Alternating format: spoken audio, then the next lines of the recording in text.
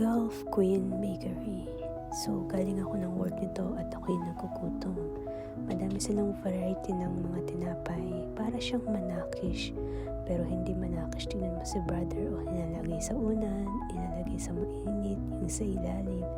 Then, kukunin. So, yung in-order ko nga dito is yung may patatas at cheese. So, tinry ko lang siya before at nagustuhan ko naman. Kaya, umulit-ulit ako. Ito nga, medyo magulo yung camera ko dahil ang dami kong dala-dala. Hindi ko alam kung paano ko hahawakan ang lahat. So, ito nga yun, may yelo. So, patatas na may mga kung ano-ano. At cheese. Masarap siya, lalo na kapag mainit. Napaka-soft. At ang sarap ng bread nila. Hindi siya yung usual na bread at manipis lang.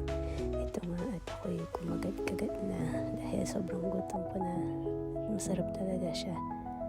Yan lamang.